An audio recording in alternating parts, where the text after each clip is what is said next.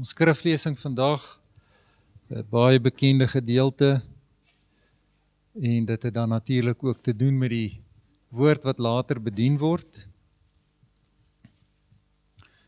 Matteus 18, en ons gaan lees van vers 10 tot vers 20. Ek lees vir ons uit die 2020 vertaling. Pas op dat julle nie neersien op een van hierdie kleintjies nie, want ek sê vir julle, dat hulle engele in die hemel voortdurend die aangesig van my Vader in die hemele aanskou. Wat dink julle? As iemand 100 skape het en een van hulle raak weg, sal hy nie die 99 in die berge los en die een wat weggeraak het gaan soek nie? En as hy hom kry, amen, ek sê vir julle, dan is hy baie blyer oor hom as oor die 99 wat nie weggeraak het nie. So is dit nie die wil van julle Vader in die hemele, dat een van hierdie kleintjies verlore raak nie. As jou broer teen jou sondig, moet jy hom teregwys waar julle twee alleen is. As hy na jou luister, het jy jou broer teruggewen.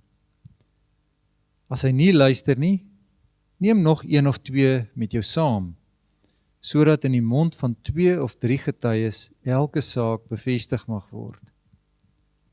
As hy weier om na hulle te luister, sê dit vir die gemeente. En as hy ook weier om na die gemeente te luister, laat hy vir jou wees soos die heiden en die tollenaar. Amen, ek sê vir julle, wat julle ook al op die aarde bind, sal in die hemele gebind wees. En wat julle ook al op die aarde ontbind, sal in die hemele ontbind wees. Verder, amen, ek sê vir julle, as 2 van julle op aarde saamstem oor enige iets wat julle vra, sal my Vader in die hemele dit aan julle toestaan, want waar 2 of 3 in my naam byeen is, daar is ek in hulle midde. Ons lees tot sover.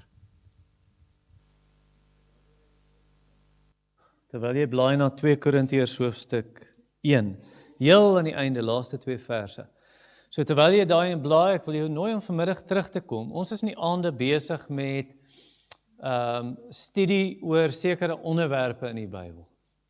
En ons kom vanaand dan nou by die leerstelling, die waarheid, die lering oor Jesus se kruisiging. The doctrine of the atonement. So ek wil jou nooi om terug te kom. Sondaande is vir my eintlik baie lekker. As almal saamkom, die aandienste het so gegroei.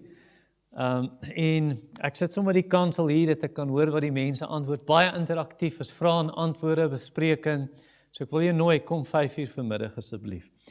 2 Korintiërs 1 vers 23 en dan gaan ons tot by hoofstuk 2 vers 4 vanmôre. En die tema is in die vorm van 'n vraag: hoe moet ons tug toepas? Dit gaan nou nie oor tugtiging van jou kinders nie, dit gaan oor kerktug, kerkdissipline. Hoe moet ons tug toepas? So kom ons vra die Here se seën op sy woord. Here, hierdie woord is 'n lewende en kragtige woord. Skerper as enige swaard met 2 snykante. Dit sny diep tot in die wese van ons siel, die skeiding van siel en gees, van gewrigte en murg, en dit toets ons intensies, ons motiewe, die gedagtes van ons harte.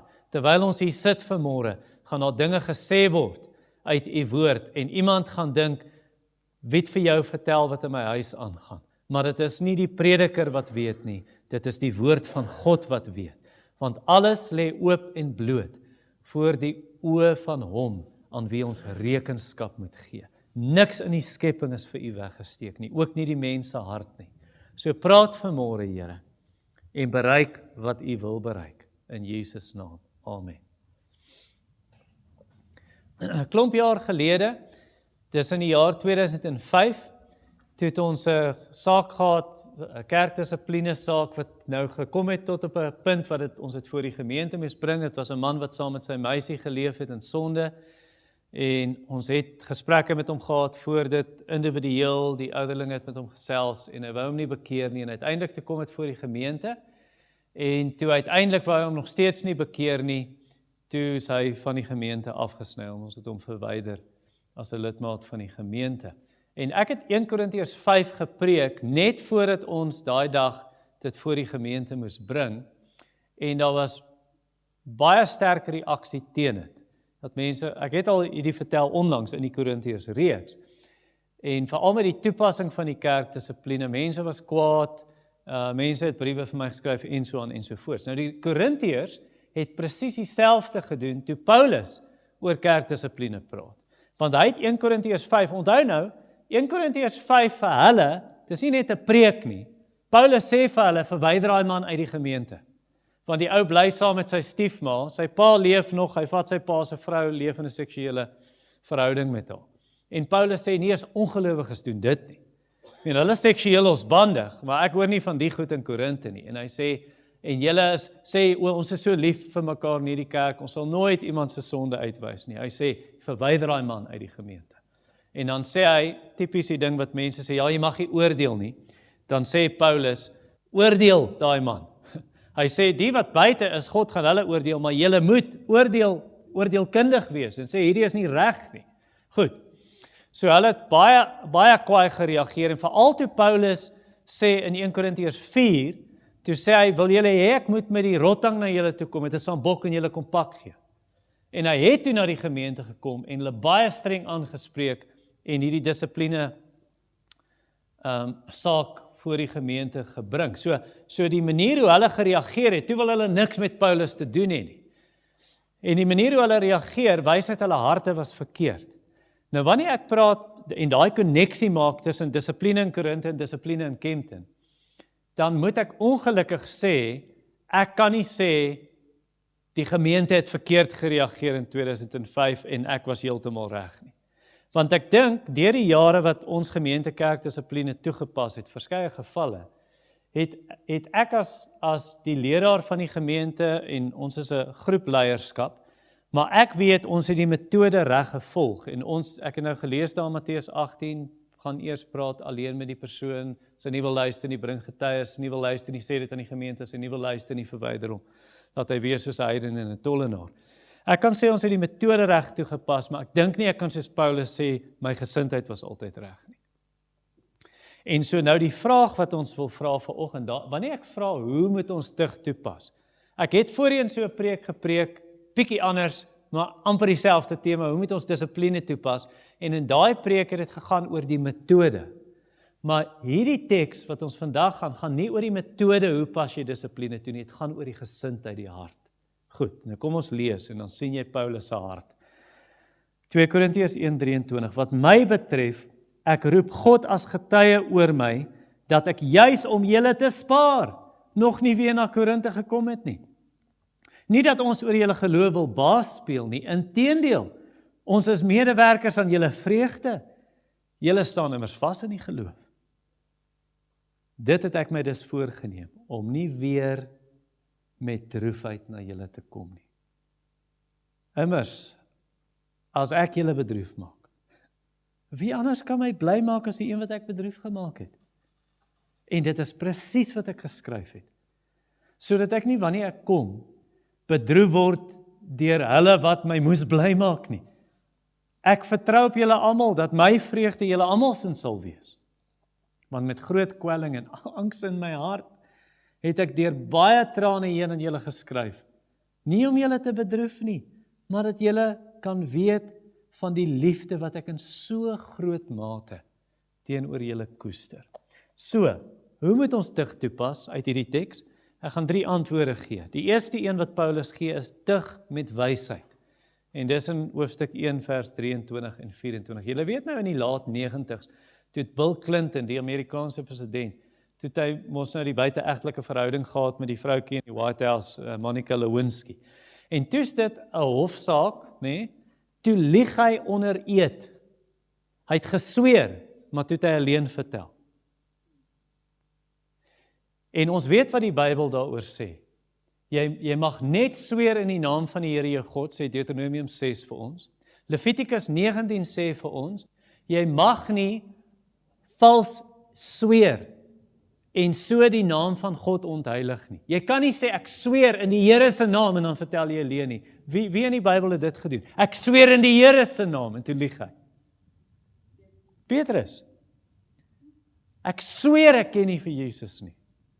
3 keer dit gedoen en toe kraai die hoender aan.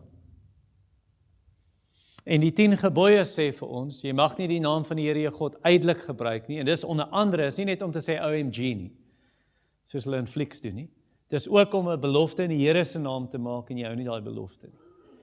En dan is dit ook die 10 gebooie wat vir ons sê, nie net jy mag nie lieg nie, maar hy gebruik die hoogste vorm van waarheid praat, jy mag geen vals getuienis teen jou naaste aflê nie.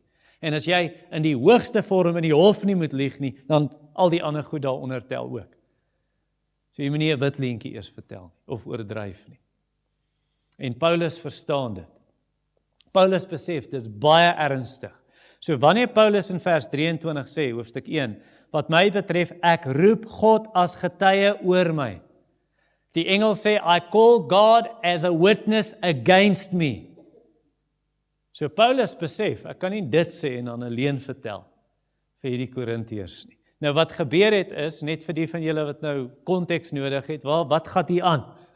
Wat aangaan is, die vals leraars wat in hierdie kerk ingekom het, hulle die gelowiges in Korinte, in daai stad, aangehits teen Paulus en gesê, hy's 'n leienaar, julle kan hom nie vertrou nie. Hy het gesê, net bietjie voor die verse, hy het gesê, hy gaan julle kom besoek, en hy gaan vir julle kom kuier, en nou, wat nou? O ja, kom nie, ja, nou kom ek nie meer nie. En jy kan hom nie eens vertrou in dag tot dag, goed wat hy sê nie, hoe kan jy vertrou wat hy preek op 'n Sondag? En so hulle het Paulus aangekla, en nou sê Paulus in vers 23, ek roep God tot getuie teen my, die rede hoekom ek nie gekom het nie, ja, ek het gesê ek gaan kom, maar dit was om julle te spaar, ek wou nie kom met die sambok, en julle 'n goeie pak slaag kom gee, vir julle 'n loosing kom gee, want julle is besig met sonde, en julle wil nie ophou daarmee nie. So dit is die rede, hoekom hy die besoek uitgestel het. In hoofstuk 12 sê hy ook, hy was bang as hy by die kerk kom, hoofstuk 12 vers 20 en 21, hy was bang as hy daar kom, hy het gehoor, nee, maar hier's mense wat nog steeds seksueel losbandig leef, hier's mense wat nog steeds in dronkenskap leef, hier's mense wat nog steeds skinder en mekaar afbreek en verdeeld is, en daar's bekleierery in die kerk. En dan sê hy in hoofstuk 13, in vers 2, hy sê, moenie, as ek weer kom, is al perre. Moenie dink as ek weer kom, dan gaan dit sag wees nie. Dan gaan ek streng en ernstig moet optree teenoor julle. In die krag van Christus. Nou, Paulus is eintlik baie wys hier. Dis hoekom ek het genoem het, die eerste antwoord, tug met wysheid. Hy is baie wys om nie na hulle toe te gaan nie. Want hy weet as hy nou gaan daar drama wees. En dan gaan baie seer wees en pyn wees. En ek dink baie jong predikante, en dit kan ek van myself sê, vroeg in my bediening, in hierdie gemeente veral, baie jong predikante is baie haastig om dissipline toe te pas. Jy wil gou tug toepas, jy moet gou hierdie ding aanspreek. En is baie streng, nou dis nodig soms om baie streng te wees, maar daai streng kan ook omskakel in 'n hardheid, dat jy 'n harde hart het, wanneer jy met mense praat. Ek onthou, in daai eerste jaar van my bediening hierso, 2004 tot 2005, toe gaan praat ek met 'n ou predikant, na wie ek baie verwys, want hy het my so baie gehelp in my lewe. Sy naam was Martin Holt, en ek gaan sien hom toe, ek's in Pretoria, by hulle gemeente, en ek sê vir hom, maar hier's dinge nie reg in hierdie gemeente nie. Hier's dinge wat sonde is. En toe haal ek vir hom aan, Psalm 119 vers 60, waar hy sê, ek haas my, en ek talm nie om u gebooie te gehoorsaam nie. I hasten and do not delay to keep your commandments. Toe sê hy vir my, ja, dit is so, maar toe vat hy my na Hebreërs 5 toe, waar die Hebreërs skrywer vir daai Christene sê, julle behoort teen die tyd al leermeesters te gewees het. Julle moet vleis eet, maar nou drink julle nog melk. Nou moet ek julle van vooraf leer. Toe sê hy vir my, wees geduldig. En ek dink nie, ek het altyd daai raad goed gevolg nie.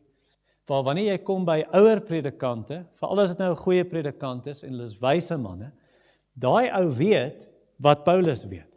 En so Paulus sê in hoofstuk 1 vers 23, ek het besluit om nie na julle toe te kom nie. So Paulus, hy stel bietjie uit. Hy stel die besoek uit, en hy's geduldig hierso. In hoofstuk 10 ook, hoofstuk 13 ook, sê Paulus, Jesus het my gesag gegee in hierdie gemeente, nie om julle af te breek nie, maar om julle op te bou. Ek dink aan my vriend, van wie ek ook dikwels praat, Jannie Vosloo. Jannie het 'n reeks deur 2 Korintiërs gepreek daar by hulle gemeente in Parys. En hy sê, nadat hy 2 Korintiërs gepreek het, hy sê vir my, ek dink ons is te haastig met kerkdissipline. Hy sê, wanneer mense aanhoudend sonde doen, ja, ons moet optree, ons kan nie voete sleep nie, maar, hy sê, as ek 2 Korintiërs lees, dan sien ek Paulus was baie geduldig, en hy het baie wys opgetree, met daai sonde wat aangegaan het in die chaos in daai gemeente. Baie keer wat gebeur is, jonger predikante, maar ek kan nie op jonger predikante pik nie, want daar's jonger ouens wat wys is. So kom ek sê, onwyse ouens. Amper as jy nou in 'n kultus is, nie? Julle weet wat gebeur as jy in 'n kultus is, 'n kult. Daai leier daar, hy is soos God oor jou lewe. Jy kan nie vakansie gaan hou sonder om hom toestemming te vra nie. Jy weet, daar's sekere dinge, jy weet wat persoonlike goed in jou lewe is. Dis nie 'n oortreding van die Bybel nie.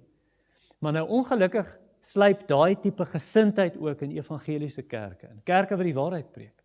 Dan sluip dit in dat jy nou 'n jong ou of 'n onwyse predikant, nou wil hy begin baas speel oor mense se gewete, oor grys areas, oor goed wat die Bybel nie sê jy moet dit doen of jy mag dit nie doen nie. Dis grys areas.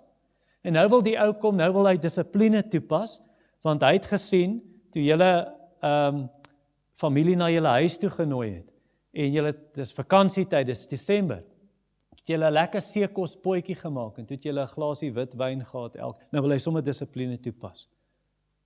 Want jy het nou 'n glasie wyn gedrink. Jy het nie dronk geword nie, jy het jouself nie te buite gegaan nie, jy het nie snaaks geraak nie, jy het nie dilly en silly geraak nie. Jy het 1 glasie wyn gehad of 2 glasies wyn saam met die ete, het was lekker gesellig, nou wil hy ook om dissipline toepas.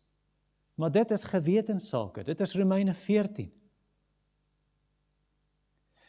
Of 'n gemeente waarvan ek gehoor het, 'n ouer predikant aan die Ina ken hom en dalk miskien een ander persoon nie of 2, dalk tannie Engela, Wilhelm Oudendal. Hy het vertel van 'n gemeente in die VSA. Dan kom hulle na jou huis toe as jy lidmaat word, kom kyk hulle kom kyk in jou slaapkamer, in jou kaste. Is dit netjies of as jy 'n slordige mens? Nee man, nou wil jy begin baas speel oor mense se gewete.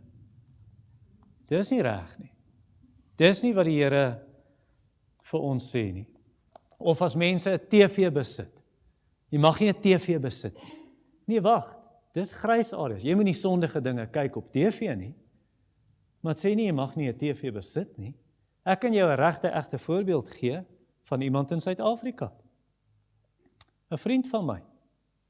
Hy was in 'n gemeente en toe na die diens, hy het die gemeente geplant en toe het hulle 'n predikant beroep en toe na die diens, ek weet nie hoe lank was hy daar, 2, 3, 4 jaar, toe vra die predikant vir hom, so het jy aanklank gevind by die preek, kon jy lekker volg, toe sê my vriend vir die predikant, ja, ek dink jy preek suiwer, jy preek Bybels, ek wil net dalk vir jou 'n waarskuwing gee, my vriend is heel wat ouer as die ou, toe sê hy, let net daarop, want as jy dit so en so sê, dan kan dit baie arrogant voorkom.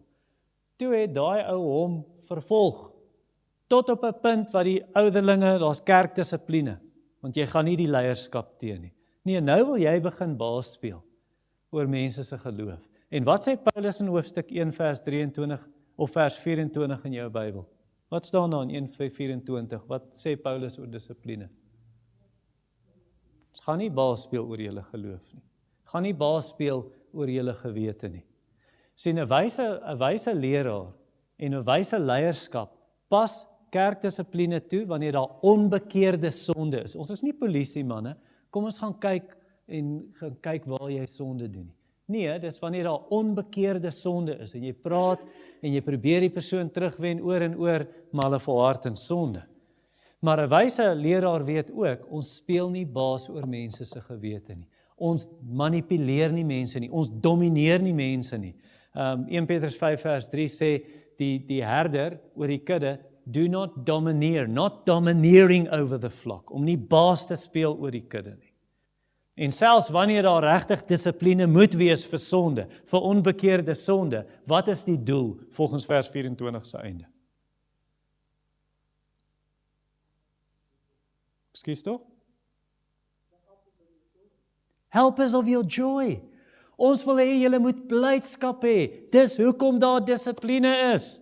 In hoofstuk 7 vers 9 sê hy dieselfde tipe ding, jy sal nou verstaan.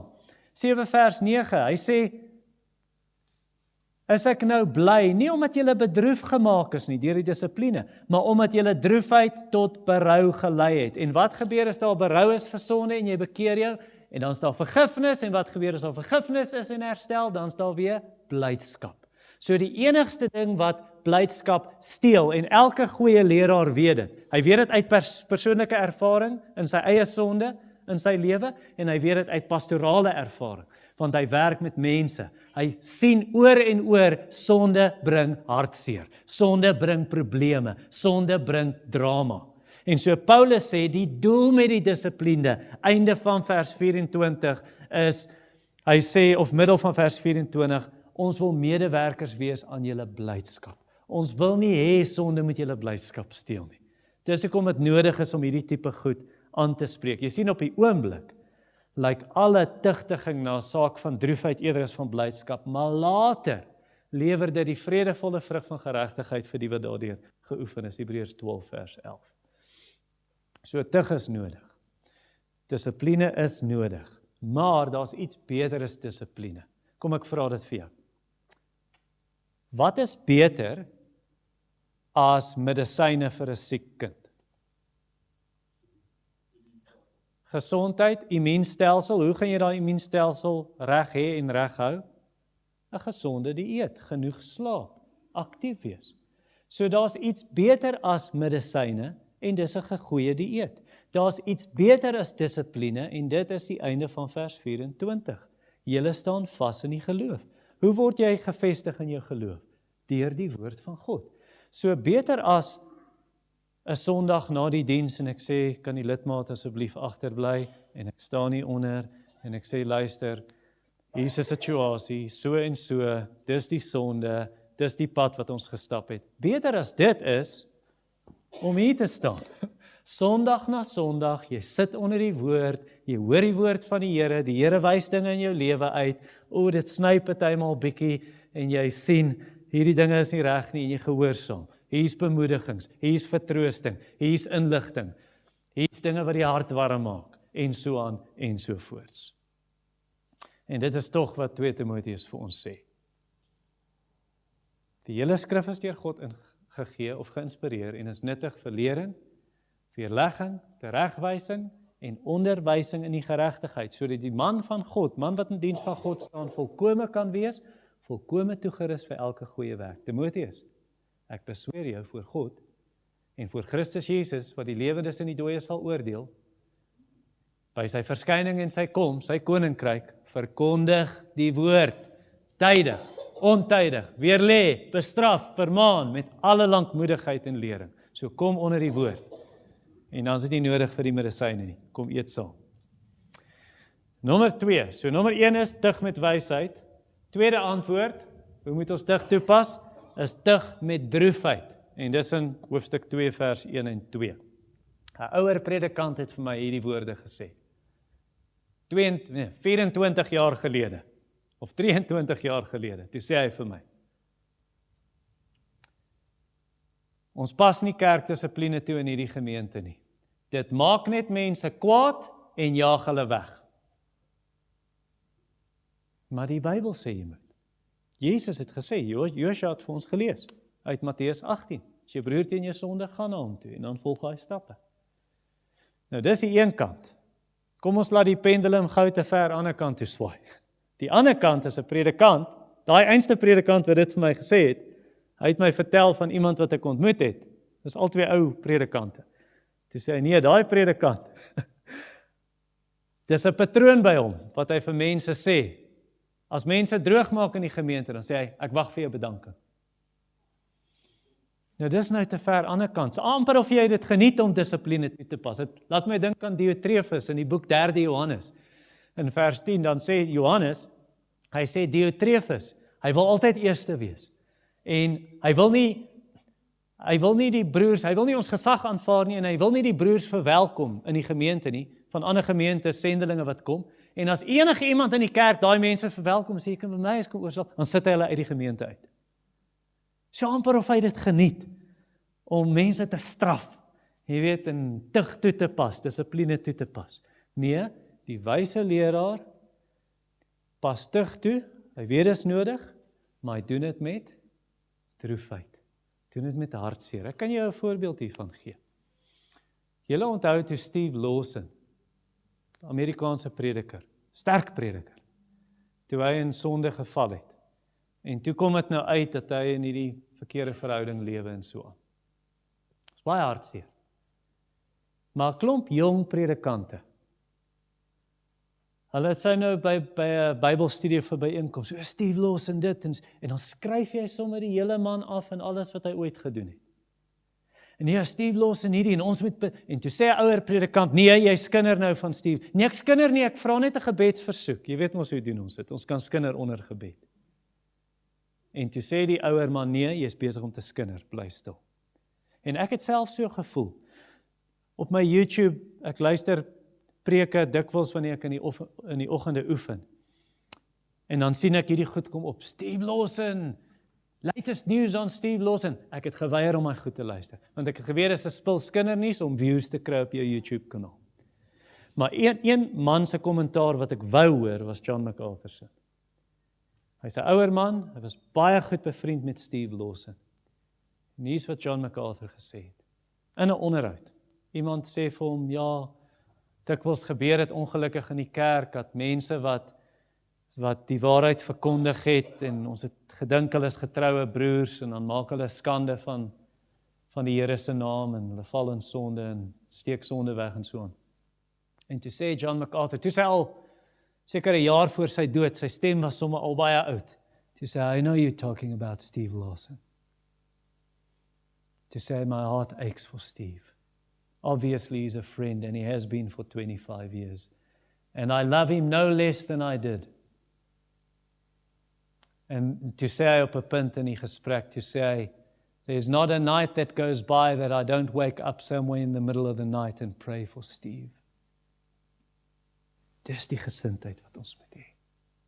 En toe sê hy, I know the Lord Jesus is purifying his church. Want ja, hy was hier by ons, hy was deel. Maar dit was nodig dat die Here dit uitwys, ons het dit nie geweet nie. And Jesus is purifying the church. Maar sien jy die balans? Hy het verstaan tug is nodig, maar hy het dit met droefheid gedoen. En dis presies Paulus se hart hierso. Paulus is so. Paulus in vers 1, hoofstuk 2, dit het ek my dus voorgeneem om nie weer met droefheid na julle te kom nie. Wie van julle het 'n vertaling wat sê met pyn? Ek wou nie pyn hê nie. Okay, 'n paar van julle skud julle kop. I didn't want to experience pain. En so Paulus stel die besoek uit. Hy verstaan tug is nodig, maar hy droefheid, want hy het geweet as hy nou na daai gemeente moes kom, sou hy seker die hele gemeente onder tug moes plaas. Dis soos 'n prediker in Wallis, ek's besig om sy biografie te lees op die oomblik, John Elias.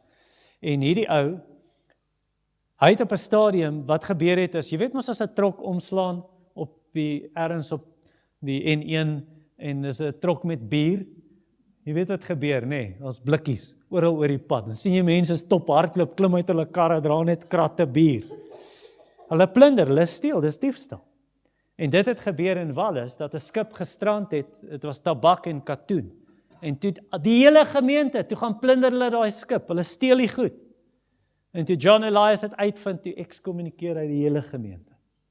So hulle is almal afgesny. En toe is almal kwaad vir my, het nie slaapplek daai aand nie, en 'n maand later, toe die hele gemeente, een vir een, sê ons het verkeerd gedoen, en nooit weer daarna het hulle 'n skip wat strand geplunder nie. Nou dis Paulus. Paulus sê, ek sal julle almal moes afgesny. En ek kan vir jou sê, uit persoonlike ervaring, dissipline is nie 'n lekker ding nie. Wanneer dit gebeur, ek slaap nie daai aand nie. Jy lê wakker. En jy lê vir dae wakker, want hierdie ding het gebeur. Dat jy in die aande wakker word in die nag, en presies wat John MacArthur gesê het, jy bid in die nag vir daai persoon, jy is so besorg, en die Engelse woord, it consumes you. Dit oorheers jou gedagtes deur die dag, dit oorheers jou gebede, dis waarvoor jy stres, en jy kan nie ophou dink daaraan, en jy kan nie ophou angstig wees, totdat daai verlore skaap terug in die kraal is nie. En dis wat die herder doen, in Matteus 18, hy gaan soek daai skaap tot hy hom vind, en hy bring hom terug. So enige ander nuus wat kom om te hoor, die ou wat nou in sonde volhard, en dis nou op 'n punt wat ons dit voor die gemeente moes bring, of dalk is hy al afgesny van die gemeente af. Man, ek gee nie om of ek hoor, hy het verloof geraak, en hy het getroud geraak, en hulle het verwag hulle tweede baba, of 'n tweeling, of hy het 'n nuwe bakkie gekoop, of hy is bevorder by die werk. Niks van daai goed kan vir jou troos nie. Die enigste ding wat vir jou troos is, as jy weet hulle het hulle bekeer. Want jy weet waar jy in daai sonde gaan lei as hulle nie terugdraai nie. En dis wat Paulus se punt in vers 2 is. Immers, as ek julle bedroef gemaak het, wie anders kan my bly maak as die een wat bedroef gemaak is? Julle is bedroef, julle is hartseer, hoekom?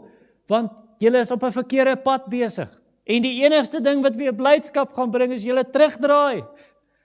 En sê ek is jammer oor hierdie verkeerde pad wat ek geloop het. So jy sien daai tipe gesindheid van Paulus, dis Jesus se hart. Paulus wys Christus se hart. Weet jy wat bring vir Jesus groot pyn? Erger pyn as spykers deur sy hande en voete en 'n doringkroon op sy kop en 'n spies in sy sy. Sonde. Dit is nie die spykers wat hom daar vasgehou het nie. Dis ons sonde. En dit is sy liefde vir ons. Want hy wil hê ons moet vry wees van daai sonde. Van daai afgodery. Van daai ek dien die Here op my manier as ek hom wil dien en soos ek hom wil dien en jy weet hy's ergens op 'n lysie Jesus, maar hy's nie bo nie. Dit is 'n dolk in sy hart. Of as ek sy naam uitelik gebruik, het sy ek geniet films waar hulle Jesus se naam links en regs laster?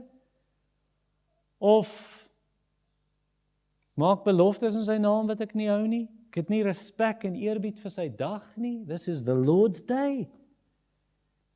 Wanneer ons saam moet wees, maar nou kies ek, jy weet, ek kan Greenstone Mall ook hê, boy. Volgende Sondag is Greenstone, die Sondag gaan na 'n Baptiste kerk en dan in Vaalrivier. Jy weet, wat ook al of my braaivleis. Bedroef hom. As ek nie respek het vir my ouers nie respekvol met hulle praat nie, my oorrol vir my ma, as hy vir my iets vra. Dit verheerlik hom nie, of daar's bitterheid en daar's nie liefde onderling nie, of daar's daar's bandigheid, of daar's egbreek, of daar's pornografie, of daar's diefstal, of daar's kokieboeke, of daar's oneerlike belastingvorms wat ingevul word, nie alles word verklaar nie, jy betaal sommer cash, dan sit ek dit nie deur die boeke nie. Dis nie hoe 'n Christen wil lewe nie. Dit verheerlik nie die Here Jesus nie. Dit bring pyn, presies soos Paulus hier sê. Ek wou nie na julle toe kom nie, want daar sou pyn wees. Pyn in sy hart. Of gierigheid, of ondankbaarheid, of jy moan altyd. Dis mense met jou altyd storie om te murmureer. Nee. En tog, al voel hy so oor daai sonde, en dit bedroef hom, klim hy in met die sambok. Is dit wat Jesus doen? Nee, Paulus openbaar Jesus se hart. Hy het nie met die sambok gekom nie. Hy het gesê, ek gaan nie nou kom nie. En Jesus is presies so. Sê Esegiel nie vir ons. Hy het geen plesier in die dood van die goddelose nie. Maar eerder dat die goddelose hom sal bekeer en lewe. Dis sy hart. Hy wil nie straf nie. Hy wil nie. Rolf het laas Sondagoggend toe preek jy uit Hosea, en jy het Hosea 11 aangehaal, waar hy sê, dit brand hier binne in my, dis warm hier binne in my hart, dis pyn hier binne in my hart, wanneer ek so jammer voel vir julle, hoe kan ek julle straf soos Sodom en Gomorra, soos Adma en Zeboim noem my daar, wat 2 van die stede naby Sodom en Gomorra, ek wil nie met oordeel kom nie, ek wil nie met straf kom na julle toe nie. Dis die Here Jesus se hart. Hy wil nie hê dat sommige verlore moet gaan nie, maar dat almal hulle moet bekeer, 2 Petrus 3 vers 9. Almal wat ek lief het, bestraf en tugtig ek, so wees ywerig en bekeer jou. En as jy dit nie doen nie, nadat hy met so hard na jou toe kom, soos Paulus sê, ek stel uit, ek gaan nie nou kom nie, ek wil nie met die rotang kom nie.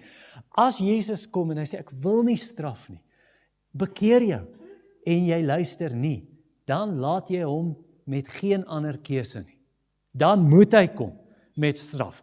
Soos hoofstuk 13 vers 3 van Korintiërs, waar hy sê, Christus sal kom, hy sal met sterkte kom, dan sal jy die roede voel. Soos die kerk in Openbaring, wat hy hulle waarsku. En sê, ek gaan julle kandelaar kom wegvat, as julle nie bekeer nie. Ek gaan julle kerk se deure toemaak.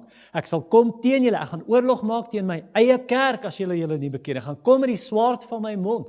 Ek gaan daai vrou wat seksueel losbandig leef,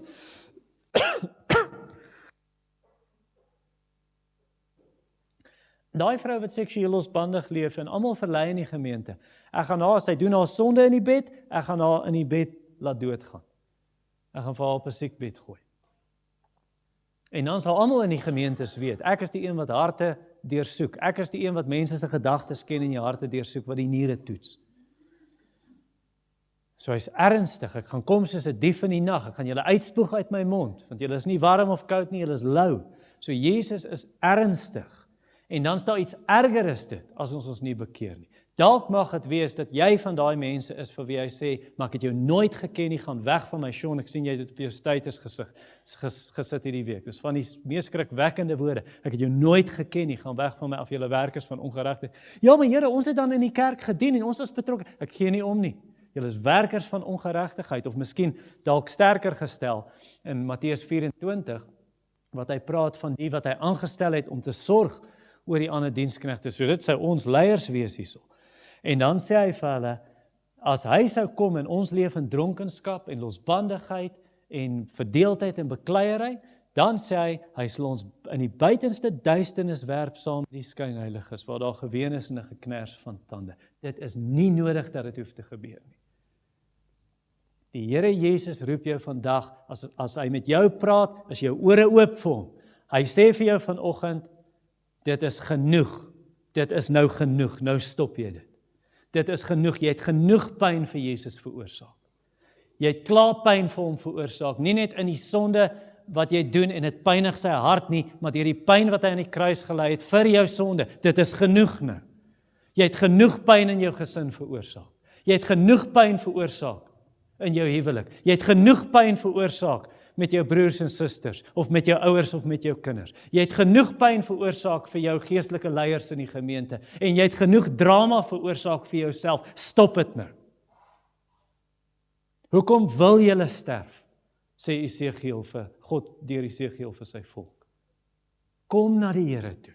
Kom na hom toe, dat hy vir jou 'n nuwe hart maak. En dan laastens, nommer 3, tug met liefde. So die eerste een tug met wysheid, tweede een tug met droefheid, derdens tug met liefde. En dis in hoofstuk 2 vers 3 en 4. Wie kan hierdie spreekwoord voltooi? Jy sal meer vlee vang met heuning as met asyn.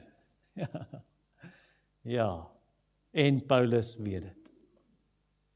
En so wanneer hy hierdie brief skryf, hy skryf met soveel liefde, met soveel angs in sy hart, soveel bekommernis oor hierdie Christene, wat so droog maak. Jy weet wanneer mense sê, ons wil nie soos die moderne kerke wees vandag, ons is 'n Nuwe Testamentiese gemeente. Toe sê Martin Holt, wat die Korintiërs, die Galasiërs, almal van hulle het probleme gehad. En vir al die Korintiërs is 'n kerk wat droog gemaak het. En Paulus weet, sweetness of speech increases persuasiveness. Jy gaan baie meer bereik deur met jou hoed in jou hand te kom en mooi met mense te praat, as wat jy gaan om so met die sambok in die een hand en die ander vinger so wys vir hulle. Jy gaan nie baie bereik so nie. So Paulus kom en hy tugtig met liefde, hy praat met liefde. En dit is terug na hoofstuk 2 vers 1, hy sê ek het besluit om nie te kom nie. Hoofstuk 1 vers 23, ek besluit om nie te kom nie, ek wil nie met die roede kom, met die rotang kom nie. Nee, liewer hoofstuk 2 vers 3. Dis presies wat ek geskryf het. Sodat ek nie wanneer ek kom bedroef word deur julle wat my bly moes maak nie. Ek vertrou op julle almal dat my vreugde julle almal sal wees, want met groot kwelling en angs in my hart het ek deur baie trane heen aan julle geskryf, nie om julle te bedroef nie, maar dat julle kan weet van die liefde wat ek in so groot mate teenoor julle koester.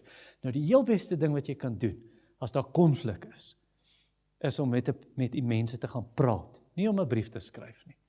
Nou, hulle kan so maklik, jy weet, as jy 'n WhatsApp tik, jy moet nooit 'n WhatsApp oorlog doen nie, dit werk nie. Jy maak dit mense kwaad en dit los niks op nie. En as jy kan, moenie 'n brief skryf, moenie 'n e-pos skryf nie. Beste is om te gaan sit, van aangesig tot aangesig, en voor die tyd te bid, en vir kalmte te bid, en met 'n sagmoedige ingesteldheid te praat. 2 Johannes vers 12, dan sê hy presies dit. Wat hy sê, ek wil nog baie vir julle skryf, maar ek gaan liewer nie. Maar dis nou nie kritiek daar nie. Daar is probleme ook, maar hy sê ek wil liewer kom en van aangesig tot aangesig praat, dat julle blydskap volkome kan wees. Goed, maar, hierdie situasie vereis dat hy 'n brief skryf. Hy kon nie na hulle toe kom nie. En partykeer gebeur dit, jy het nie 'n ander keuse nie. Maar as jy dit doen, Paulus is baie slim, hy kies sy woorde mooi. Jy sien in 'n brief, darm wat jy kan doen, jy kan nie emosies sien nie, maar darm in 'n brief wat jy kan doen, is jy kan, krap uit Tipex. Nuwe Tipex is net so in skryf, nee? En dan skryf jy, nee, hierdie gaan nie werk nie, gooi weg, begin oor. Jy kan jou woorde mooi kies en oor dit slaap vanaand en môre, nee, ek wil hierdie verander in die brief, weer deurlees. Vra vir jou goeie vriend, hoorie, wil jy nie lees nie, kom hierdie reg oor. So Paulus kies sy woorde mooi, maar hy het nie emojis nie. En party mense, dalk van die ouer mense wat nie tegnologies gevorder, wat is emojis? Jy weet wat 'n emoji is, man. Daai het in die WhatsApp 'n smiley face of 'n hartseer gesiggie of 'n handjiesklap of bid of daai tipe goedjies. So Paulus het nie emojis nie. So hoe gaan hulle sy hart sien? Wel, hy gaan dit vir hulle sê. En hy sê dit in vers 4. Hy sê, ek wil net weet, julle moet verstaan die benoudheid wat in my hart was, hierdie groot kwelling, hierdie groot angs, hierdie innerlike druk, hierdie noute, hierdie engte wat ek gevoel het, en my groot liefde vir julle, en hoe weet, as jy nou 'n Korintiër was, en jy kry die brief, hoe sal jy weet, Paulus het jou regtig lief? Dis in vers 4, sê dit vir jou. As jy die brief vashou in jou hand, hoe sal jy dit weet, voor jy dit nog gelees het? Die papier is gekrekel. Hoekom is dit gekrekel? Want hy het so baie gehuil terwyl hy daai brief skryf. Jy weet hoe lyk papier wat in water geval het. Dit is sommer so krom getrek. Paulus is so lief vir hierdie mense. Hy het baie keer gehuil, nee, wanneer hy mense bedien het. In Handelinge 20 byvoorbeeld, hy het na hulle huise toe gekom, hy het gehuil oor hulle.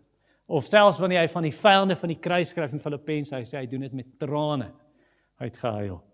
So Paulus, wanneer hy so huil oor hulle en regtig lief is, dit beteken nie hy vee sonde onder die mat in nie. Dis nie wat hy sê nie. Hy is nie besig om sonde onder die mat in te vee nie. Maar hy stuur 'n brief, vol liefde doen hy dit. En daai brief is amper soos iemand, wanneer die koning gaan kom, op 'n pad, dan rol jy die klippe uit, en jy vul die slaggate op. Jy maak die potholes reg. So dis wat die brief doen. Die brief moet die klippe uit die pad rol, sodat wanneer Paulus kom, is dit 'n gemaklike pad na hulle harte toe, om te sê, nou kan ons hierdie uitsorteer. Ek onthou, wyle selfde Martin Holt, hy het 'n storie vertel van 'n gemeente wat verdeeld geraak het. En daar was spanning. Party van julle was al in so 'n situasie in 'n kerk, waar daar 'n kerk split is. Jy weet, elke Sondag is nie, jy wil nie eens kerk toe gaan nie. En daar was soveel spanning in die gemeente gewees, en toe kom daar 'n predikant, wat gereeld daar kom preek het. En toe hy sien die verdeeldheid in die gemeente, toe huil hy. Toe sê hy vir die gemeente, ek dra 'n groot deel van die verantwoordelikheid vir hierdie verdeeldheid, want ek het nie genoeg vir julle gebid nie. En toe gaan hy agter deur in 'n vertrek, en toe bid hy, toe pleit hy by die Here, en toe die mense se harte gesmeld. En toe het hulle jammer gesê dat hulle so onder mekaar beklei het. Of 'n ander geval wat ek gehoor het van 'n preek wat ek geluister het, Richard Owen Roberts. So 'n ou man. En hierdie man vertel, hy gaan preek by 'n konferensie by 'n gemeente, en die predikant vra hom toe, en sê, hoorie, ons het hierdie situasie in die gemeente. Daar was 4 belhamels in daai kerk. moeilikheidmakers, kwaadstokers. En hulle het in opstand gekom teen die leierskap en teen die predikant onder andere. En hulle het soveel drama in die kerk veroorsaak. Uiteindelik toe stem die hele gemeente, ons sny hulle af. En hulle was so bly toe hierdie mense uiteindelik weg is uit die gemeente. Soveel probleme gemaak. En toe vra die predikant vir Richard Owen Roberts raad, toe sê Richard Owen Roberts, I'll have nothing to do with that wickedness of yours, sê hy vir die predikant. Toe sê hy, julle het toegepas, nie met die regte gesindheid nie, julle wou net ontslaa raak van hierdie mense. So ek stel voor, julle as 'n gemeente vas, julle bid vir daai mense se bekering, en dan gaan sê julle vir daai mense, vergewe ons. Want wat die ouens toe gedoen het, al vir daai mense, elke een, het die predikant gesoe om gedagvaar vir $1 miljoen, 1 miljoen, 2 miljoen, 3 miljoen, 4 miljoen, plus hulle die kerk gedagvaar vir $5 miljoen.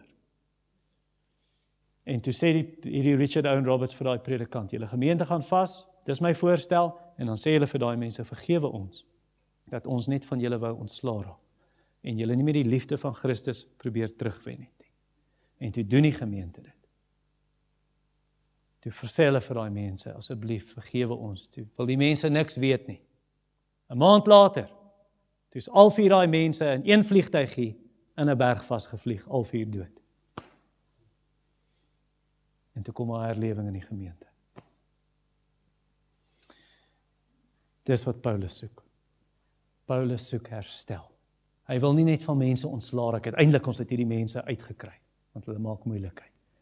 Paulus soek herstel. Paulus soek vreugde. Paulus soek nie dat hulle aanhou met sonde en daar's pyn nie. En dis wat hy in vers 3 en 4 sê. Hy sê, dis presies wat ek geskryf het, sodat ek nie wanneer ek kom bedroef word deur hulle wat my moes bly maak nie. Ek vertrou op julle almal dat my vreugde julle almal sin sal wees. Ek wil hê julle moet bly wees. Ek wil hê daar moet bekering wees. Einde van vers 4. Julle moet verstaan die groot liefde wat ek in my hart koester. Ek wil hê julle moet verstaan. Ek wil nie julle hartseer maak nie. Middel van vers 4. Ek het deur baie trane skryf, nie om julle hartseer te maak nie. Ek wil hê daar moet blydskap wees.